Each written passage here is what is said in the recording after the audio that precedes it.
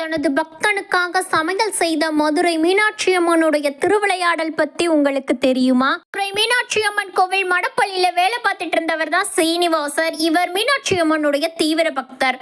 ஒரு முறை அவருக்கு சோர்வா இருந்ததுனால மடப்பள்ளிய உட்புறமா தாப்பால் போட்டுட்டு மீனாட்சி அம்மன் கிட்ட, அம்மா எனக்கு ரொம்ப சோர்வா இருக்குமா, கொஞ்ச நேரம் கழிச்சு என்ன மறக்காம எழுப்பி விட்டுருமா, நான் எழுந்துதான் பிரசாதம் செய்யணுமா அப்படின்னு சொல்லி அம்மனுக்கே கட்டளையிட்டுட்டு அங்க உறங்குறாரு. திடீர்னு கதவு தட்டுற சத்தம் கேட்டு முழிக்கிறாரு.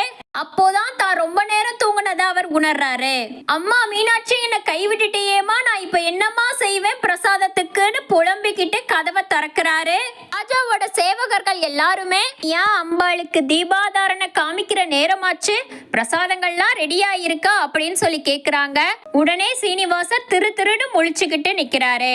சேவகர்கள் அவரை தள்ள சொல்லிட்டு உள்ள போய் பாக்குறாங்க.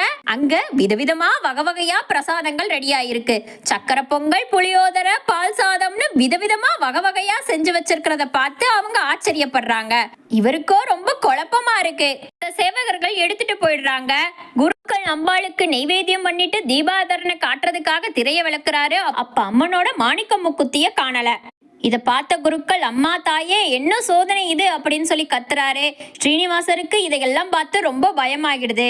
ஏதான் ஒரு குரல் அசரீதியா கேக்குது, யாரும் பயப்படாதீங்க, என் பிள்ளை ஸ்ரீனிவாசர் ரொம்ப அசதியா இருக்குமா, நான் கொஞ்ச நேரம் தூங்கிக்கிறேமா, என்னை எழுப்பி விடுமான்னு சொல்லிட்டு தூங்கினா நானும் அவனை எழுப்பத்தான் போனேன். ஆனா அவன் தூங்குறத பார்த்தா ரொம்ப சோர்வா இருக்கிற மாதிரி எனக்கு தோணுச்சு. அசந்து தூங்குற குழந்தைய எந்த தாயுமே எழுப்ப மாட்டா, அதனால நானும் எழுப்பாம எல்லா பிரசாதங்களையும் அவனுக்கு நானே செஞ்சேன். பள்ளியில சரியான ஒளி வெளிச்சம் எனக்கு இல்லாதனால அந்த மூக்குத்தியை அங்க கலட்டி வச்சு அந்த வேலைகளை நான் செஞ்சேன். நீங்க போய் மடப்பள்ளியில பாருங்க, என்னுடைய மூக்குத்தி இருக்கும்னு தாய் மீனாட்சி சொல்றாங்க.